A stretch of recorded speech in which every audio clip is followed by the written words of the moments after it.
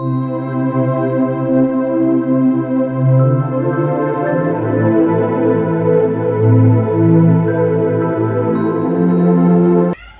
everyone, today I am going to discuss about the most important concept, that is the main backbone of our chemistry. Because in the chemistry, it is nothing but the bonding. Without bonding, there is no any chemistry. Is it right? Okay. So that's why in our today's class, I am going to discuss with you, that is overlapping of atomic orbitals. Dear students, as you know already, in the overlapping of atomic orbitals means it provides the two types of bonds, that is one is a sigma bond, another one is pi bond. ಇವತ್ತಿನ ಒಂದು video ಕ್ಲಾಸ್ನಲ್ಲಿ ಕೂಡ ನಾನು ಅದನ್ನೇ ಏನು ಮಾಡ್ತಾ ಇದ್ದೀನಿ ಅಂತಂದರೆ ಡಿಸ್ಕಷನ್ ಮಾಡೋದಕ್ಕೆ ಹೊರಡ್ತಾ ಇದ್ದೀನಿ. ಸಿಗ್ಮಾ ಬಾಂಡ್ ಯಾವ ರೀತಿಯಾಗಿ ಫಾರ್ಮೇಷನ್ ಆಗುತ್ತೆ ಮತ್ತು ಪೈ ಬಾಂಡ್ ಯಾವ ರೀತಿಯಾಗಿ ಫಾರ್ಮೇಷನ್ ಆಗುತ್ತೆ. ಲೆಟ್ಸ್ ವಿ ಸ್ಟಾರ್ಟ್ ನಾ here. Atomic orbitals of two atoms may overlap in two different ways. ಅಂದರೆ ಅಟಾಮಿಕ್ ಆರ್ಬಿಟಲ್ಸ್ ಏನಾಗತ್ತಪ್ಪ ಅಂತಂದರೆ ಎರಡು ಫ್ಯಾಷನ್ನಲ್ಲಿ, ಅಂದರೆ ಎರಡು ಡಿಫ್ರೆಂಟ್ ವೇಸ್ನಲ್ಲಿ ಏನಾಗುತ್ತೆ ಅಂತಂದರೆ ಓವರ್ಲ್ಯಾಪ್ ಆಗುತ್ತೆ. ಅದು ಯಾವುದು? One is head on or axial or end to end overlapping. ಒಂದೇನಾಗುತ್ತೆ ಅಂತಂದರೆ head on or axial or end to end overlapping. Second one is lateral or sideways overlapping. ಒಂದು ಲ್ಯಾಟ್ರಲ್ ಅಥವಾ sideways ಏನಾಗುತ್ತೆ ಅಂತಂದರೆ overlap ಆಗುತ್ತೆ. ಅರ್ಥ ಆಗ್ತಿದೆಯಾ? ಒಂದು end to end or axial, another one lateral or sideways overlapping. Here first one is head on, head to head, or axial, or end to end, or end to end overlapping, it form a sigma bond. ಅಂದರೆ first type ನಾನು ಏನು discussion ಮಾಡ್ತಾ ಇದ್ದೀನಲ್ಲ, ಈ type overlap ಆದಿಂದ ಆಯ್ತಂತಂದರೆ ನಮಗೇನು ಸಿಗುತ್ತೆ ಅಂತಂದರೆ sigma ಬಾಂಡನ್ನು formation ಮಾಡತ್ತೆ. ಯಾವ ಬಾಂಡ್ ಫಾರ್ಮೇಷನ್ ಆಗುತ್ತೆ? Sigma bond. ಅಂದರೆ ನೀವು ಇವಾಗ ಈಸಿಯಾಗಿ ಡೆಫಿನೇಷನನ್ನು ಬರಿಬೋದು. ಸಿಗ್ಮಾ ಬಾಂಡ್ ಅಂತಂದ್ರೇನು? When two atomic orbitals overlap along the axis it forms the sigma bond. ಅಂದರೆ ಎರಡು atomic orbitals along the axis overlap ಆಯ್ತಂತಂದರೆ it forms the sigma bond. ಹೌದಲ್ಲ? ಸಿಗ್ಮಾ ಬಾಂಡ್ ಅಂತಂದರೆ along the axis two atomic orbitals are overlap along the axis, it is known as sigma bond. And now it is formed by three types. One is a SS overlapping, another one is a SP overlapping, and third one is PP overlapping. ಅಂದರೆ ಇಲ್ಲಿ question ಏನು ಬರ್ಬೋದು ಅಂತಂದರೆ sigma bond ಯಾವ್ಯಾವ ಥರನಲ್ಲಿ formation ಆಗುತ್ತೆ, ಯಾವ್ಯಾವ ರೀತಿಯಲ್ಲಿ formation ಆಗುತ್ತೆ. ಒಂದು SS ಓವರ್ಲ್ಯಾಪಿಂಗ್ನಿಂದ ಫಾರ್ಮೇಷನ್ ಆಗುತ್ತೆ, ಇನ್ನೊಂದು SP ಓವರ್ಲ್ಯಾಪಿಂಗ್ನಿಂದ ಫಾರ್ಮೇಷನ್ ಆಗುತ್ತೆ, ಮತ್ತೊಂದು PP ಓವರ್ಲ್ಯಾಪಿಂಗ್ನಿಂದ ಫಾರ್ಮೇಷನ್ ಆಗುತ್ತೆ. Ma'am what about S and P? It is nothing but the orbitals, S orbital, P orbital, likewise. Okay, so let's start to discuss here some example, that is for the SS overlapping. SS overlapping means, dear students, I am taking a good example for this category, that is the formation of a hydrogen molecule, formation of H2 molecule. ಅರ್ಥ ಮಾಡ್ಕೊಳ್ರಿ, atom ಮತ್ತು ಮೋಲಿಕ್ಯೂಲು, ಇದು H ಅಷ್ಟೇ ಬರದೆ ಅಂತಂದರೆ atom ಆಗುತ್ತೆ, H and H ಎರಡೂ ಕೂಡಿಸಿ ಬರೆದಾಗ ಮಾಲಿಕ್ಯೂಲ್ ಆಗುತ್ತೆ. So the formation of hydrogen molecule. Dear students, to solve this example we must have to know the electronic configuration of the corresponding atom. What is the electronic configuration for this one? Before that one, the atomic number of the hydrogen is the 1. Is it right? And its electronic configuration is 1s1, and for this hydrogen it is also electronic configuration is 1s1. Dear students, S is which shape of orbital? Yes, obviously that is a spherical shape. Yes ಅಂತಂದ್ರೆ spherical shape ಬರಿತೀವ, so it is also spherical shape. ಇದು ಕೂಡ spherical shape ಆಯಿತು, ಇದು ಕೂಡ spherical shape ಆಯಿತು, ಎರಡೂ ಕೂಡ ಇವಾಗ ಏನಾಯ್ತು ಅಂತಂದರೆ ಆಕ್ಸಿಯಲ್ ಓವರ್ಲ್ಯಾಪಿಂಗ್ ಆಗುತ್ತೆ. ಅಲಾಂಗ್ ದಿ ಎಕ್ಸಸ್ ಎರಡೂ ಏನಾಗುತ್ತೆ ಅಂತಂದರೆ ಓವರ್ಲ್ಯಾಪ್ ಆಗ್ತಾ ಇದೆ, ಓವರ್ಲ್ಯಾಪ್ ಆಗಿಬಿಟ್ಟು ಸಿಗ್ಮಾ ಬಾಂಡ್ ಏನಾಯ್ತು ಅಂತಂದರೆ ಫಾರ್ಮೇಷನ್ ಆಯಿತು. ಅಲಾಂಗ್ ದಿ ಎಕ್ಸಸ್ ಅಂತ ಹೇಳಿದ್ದೀನ, ಅಂದರೆ ಇದು ಏನಾಗುತ್ತೆ ಅಂತಂದರೆ ಅಲಾಂಗ್ ದಿ ಎಕ್ಸಸ್ ಓವರ್ಲ್ಯಾಪಿಂಗ್ ಆಗಿಬಿಟ್ಟು ಸಿಗ್ಮಾ ಬಾಂಡನ್ನು ಫಾರ್ಮೇಷನ್ ಮಾಡ್ತು. ಸೊ ಇಲ್ಲಿ ಎಸ್ ಇದೆ, ಇಲ್ಲೂ ಕೂಡ ಏನಿದೆ ಎಸ್ ಇದೆ. So what is the example for the SP overlapping? SP overlapping means one S orbital and then one P orbital. Example, the very good example for this category, that is a H of molecule. What is the atomic number of H? 1. Fluorine, it's a 9. Electronic configuration of hydrogen is 1s1, fluorine is 1s2, 2s2, 2p5. 2p5 means it enter into the three types of orientations, means px and then py and then pz. Okay, pz. So here the px corresponding to py corresponding to pz corresponding 1, means it is a 2px2, 2py2 and then 2pz1. Electronic configuration ಆಯಿತು. ಇವಾಗ S ಅದು shape ಯಾವ್ದು ಬರುತ್ತೆ, hydrogen s ಅಂತ ಹೇಳಿದೆ, shape is spherical shape. And then here the last one is 2pz is there. P means it is a dumbbell shape, p ಅಂತಂದರೆ dumbbell shape. Axial overlapping, axial overlapping it produces the sp overlapping. Axial overlap ಆಗಿಬಿಟ್ಟು ಇದು ಯಾವ overlapping formation ಮಾಡ್ತೀವಾಗ ನನಗೆ sp ಓವರ್ಲ್ಯಾಪಿಂಗನ್ನು formation ಮಾಡುತ್ತೆ. Understand ಆಯಿತಾ? So ಇಲ್ಲಿ ಒಂದು ಎಸ್ ಇದೆ, ಇಲ್ಲೇನಿದೆ ಅಂತಂದರೆ ಪಿ ಇದೆ. So similarly we can take the other example for the third categories, that is p overlapping. P overlapping ಅಂತಂದರೆ ಏನಾಗಬೇಕು, ಪಿ ಆರ್ಬಿಟಲ್ ಮತ್ತು ಪಿ ಆರ್ಬಿಟಲ್ ಎರಡೂ ಏನಾಗಬೇಕಂತಂದರೆ ಎಕ್ಸಿಯಲ್ ಅಥವಾ ಹೆಡ್ ಟು ಹೆಡ್ ಏನಾಗಬೇಕಂತಂದರೆ ಓವರ್ಲ್ಯಾಪ್ ಆಗಬೇಕಾಗತ್ತೆ. A very best example for this categories that is a F2. ಇಲ್ಲೇನು ತಗೋತೀನಿ ಅಂತಂದರೆ ಫ್ಲೂರೈಡ್ ಮಾಲಿಕ್ಯೂಲನ್ನು ತಗೊಳ್ತೀನಿ. So fluoride molecule, if its atomic number is 9, its electronic configuration is again 1s2, 2s2, 2px2, 2py2 and then 2pz1. Is it right? Okay. So now here the two molecules of fluorine and it here 2pz1, p means it is the dumbbell shape and then another one dumbbell shape. These two are head to head overlapping or axial overlapping to form the PP overlapping. ಏನು formation ಮಾಡುತ್ತೆ, PP ಓವರ್ಲ್ಯಾಪಿಂಗನ್ನು formation ಮಾಡುತ್ತೆ. ಅಂದರೆ ನೀವಿಲ್ಲಿ ತಿಳ್ಕೊಳ್ಬೇಕಾದದ್ದು ಏನಂತಂದರೆ S overlapping ಅಂತಂದರೆ ಎರಡೂ ಕಡೆಗೆ ಏನಂತಂದರೆ ಎಸ್ ಆ್ಯಂಡ್ ಎಸ್ ಇರುತ್ತೆ. SP ಅಂತಂದರೆ ಒಂದು ಕಡೆ ಎಸ್ ಇರುತ್ತೆ ಮತ್ತೊಂದು ಕಡೆಗೆ ಪಿ ಇರುತ್ತೆ. PP ಅಂತಂದರೆ ಒಂದು ಕಡೆಗೆ ಪಿ ಇರುತ್ತೆ ಮತ್ತೊಂದು ಕಡೆಗೆ ಏನಿರುತ್ತೆ ಅಂತಂದರೆ ಪಿ ಇರುತ್ತೆ. ಓಕೆ, ಸೊ ಡಿಯರ್ ಸ್ಟೂಡೆಂಟ್ಸ್, ಕೆಲವೊಬ್ಬರಿಗೆ ಏನಾಗಿರುತ್ತೆ ಅಂತಂದರೆ ಇಲ್ಲಿ ಯಾವ ಬೇಸಿಸ್ ಮೇಲೆ ಮೇಡಮ್ ಅವರು ಇದನ್ನ ಓವರ್ಲ್ಯಾಪಿಂಗ್ ಮಾಡ್ತಾ ಇದ್ದಾರೆ ಅಂತೇಳಿ ಇರುತ್ತೆ. So let's V C one note. That is, in 1916, G.N. Lewis. Actually, we have to use a different types of structures in this one. Okay, so that is main structure is that is a Lewis dot structure. ಅಂದರೆ ನಾವು ಏನು ಮಾಡಬೇಕಾಗತ್ತೆ ಅಂತಂದರೆ different types of ಸ್ಟ್ರಕ್ಚರ್ಸನ್ನು use ಮಾಡ್ತೀವಲ್ಲ, ಅದರಲ್ಲಿ very most important ಒಂದನ್ನು use ಮಾಡ್ತೀವಿ, ಅದು ಲೆವಿಸ್ ಸ್ಟ್ರಕ್ಚರ್ ಅಂತ ಹೇಳಿ. ಅಂದರೆ ಕಾಮನ್ ಆಗಿ ನಿಮಗೇನು ಗೊತ್ತಿರುತ್ತೆ ಅಂತಂದರೆ ಲೆವಿಸ್ ಡಾಟ್ ಸ್ಟ್ರಕ್ಚರ್ ಅಂತ ಹೇಳಿ ಗೊತ್ತಿರುತ್ತೆ. So Lewis structure it proposed the concept of the covalent bond. He proposed about the concept of covalent bond. According to him, here the atoms may combine with other atoms by sharing of electrons in their valence shell so that the combining atoms attain the stable octet structure. ಅಂದರೆ ಇಲ್ಲಿ ಏನು ಹೇಳ್ತಾರೆ ಅಂತಂದರೆ ಸ್ವಲ್ಪ ನಿಧಾನಕ್ಕೆ ಹೇಳ್ತೀನಿ, understand ಮಾಡ್ಕೊಳ್ಳಿ. Here the atoms may combine with other atoms. ಒಂದು ಆಟಮ್ಸು ಮತ್ತೊಂದು ಆಟಮ್ಸ್ ಜೊತೆಗೆ ಕಂಬೈನ್ ಆಗ್ತಾ ಇದ್ದಿತ್ತಂತಂದರೆ by sharing of electrons in their valence shell. ಅಂದರೆ ವೆಲೆನ್ಸ್ ಶೆಲ್ ಇಲೆಕ್ಟ್ರಾನ್ಸನ್ನು ಏನು ಮಾಡ್ತಾ ಇರತ್ತಂತಂದರೆ ಶೇರ್ ಮಾಡ್ಕೊಳ್ತಾ ಇರತ್ತೆ. ಯಾವ ಕಾರಣಕ್ಕೋಸ್ಕರ ಶೇರ್ ಮಾಡ್ಕೊಳ್ತಾ ಇರತ್ತೆ ಅಂತಂದರೆ to attain the octet structure. ಅಂದರೆ 8 ಎಲೆಕ್ಟ್ರಾನ್ಸನ್ನು ವೆಲೆನ್ಸ್ ಶೆಲ್ನಲ್ಲಿ ಮೇಂಟೈನ್ ಮಾಡೋದಕ್ಕೋಸ್ಕರ ಏನು ಮಾಡತ್ತಂತಂದರೆ ಶೇರ್ ಮಾಡ್ಕೊಳ್ತಾ ಇರತ್ತೆ. ಆ ಬೇಸಿಸ್ನಲ್ಲಿ ನಾನೇನು ಮಾಡ್ತಾ ಇದ್ದೀನಿ ಅಂತಂದರೆ ಇದನ್ನು ನಾನು ಬಾಂಡಿಂಗ್ ಮಾಡ್ತಾ ಇದ್ದೀನಿ, ಅಂದರೆ ಓವರ್ಲ್ಯಾಪಿಂಗ್ ಮಾಡ್ತಾ ಇದ್ದೀನಿ.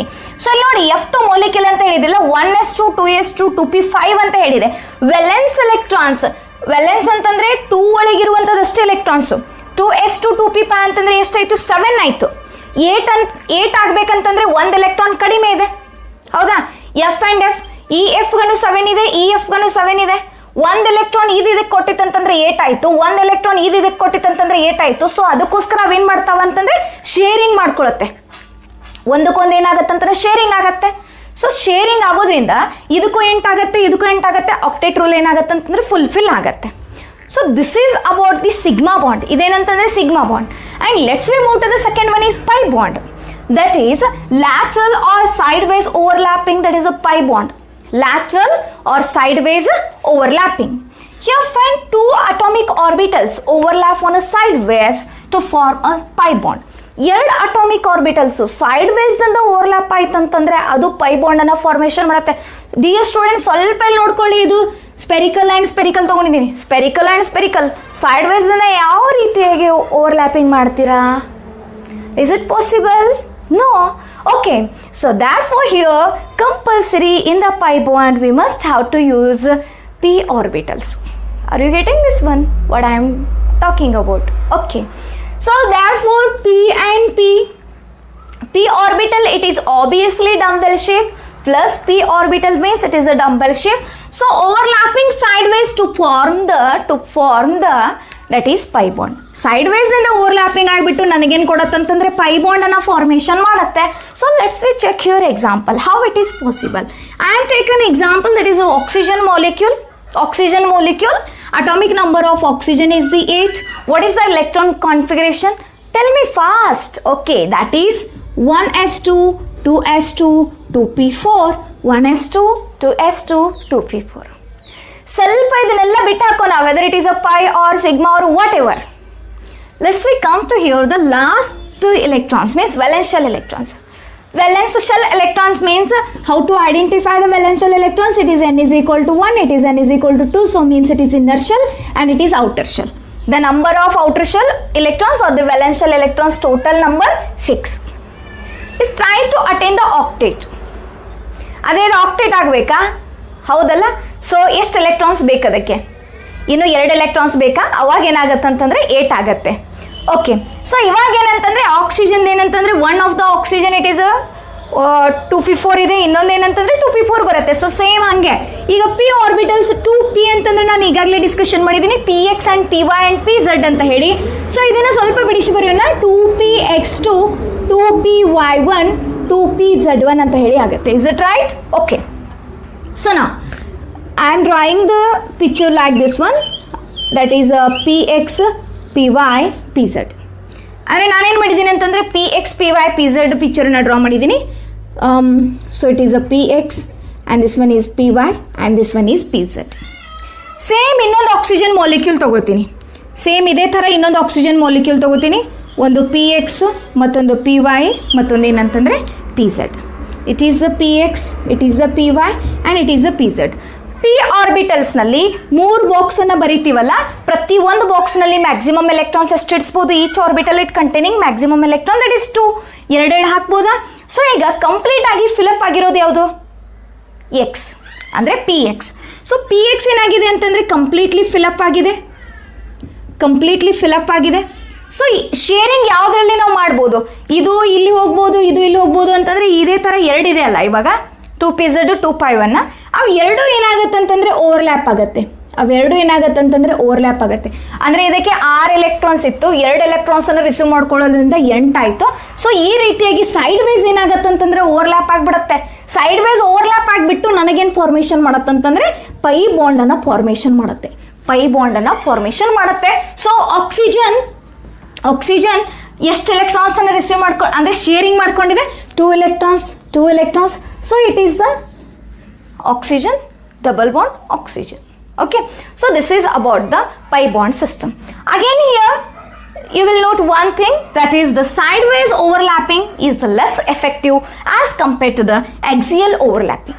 ಈ axial overlapping ಕಂಪೇರ್ ಮಾಡಿದ್ರೆ sideways overlap ಕಡಿಮೆ ಎಫೆಕ್ಟಿವ್ ಆಗುತ್ತೆ, because or here hence a pi bond is a weaker than sigma bond. ಇದಕ್ಕೆ ಎಫೆಕ್ಟಿವ್ ಏನಂತಂದರೆ ಇದಕ್ಕೆ ಮತ್ತು ಇದಕ್ಕೆ ಕಂಪೇರ್ ಮಾಡಿದಾಗ ಪೈ ಬಾಂಡ್ ಎಫೆಕ್ಟಿವ್ ಏನಿರುತ್ತೆ ಅಂತಂದರೆ ಕಡಿಮೆ ಇರುತ್ತೆ. ಅದಕ್ಕೋಸ್ಕರ ಏನಂತಂದರೆ pi bond is a weaker as compared to the sigma ಬಾಂಡಿಗೆ ಕಂಪೇರ್ ಮಾಡಿದ್ರೆ ಪೈ ಬಾಂಡ್ ಏನಿರುತ್ತೆ ಅಂದರೆ ವೀಕರ್ ಇರುತ್ತೆ. ಅಂದರೆ ನೋಡ್ಕೊಳ್ಳಿ, ಈಗ ನಾವು ಡೈಲಿ ಲೈಫ್ನಲ್ಲಿ ಅಪ್ಲೈ ಮಾಡ್ಕೊಳ್ಬೋದು. ಇದು ಸೈಡ್ ವೇಸ್. ಓಕೆ, ನಿಮ್ಗೆ ಸೈಡಕ್ಕೆ ಯಾರಾದರೂ ಬಂದು ನೂಕಿದ್ರೆ ಅಷ್ಟೊಂದು ಏನೂ ಎಫೆಕ್ಟ್ ಆಗಲ್ಲ. ಅದೇ ನಿಮ್ಮ ಎದುರಿಗೆ ಬಂದು ಡಿಕ್ಕಿ ಹೊಡೆದ್ರೆ ಎಫೆಕ್ಟ್ ಆಗುತ್ತಲ್ಲ. ಸೊ ಹಾಗೆ ಏನಂತಂದರೆ ಸಿಗ್ಮಾ ಬಾಂಡ್ ಸ್ಟ್ರಾಂಗ್ ಇರುತ್ತೆ, ಪೈ ಬಾಂಡ್ ಏನಂತಂದರೆ ವೀಕ್ ಇರುತ್ತೆ.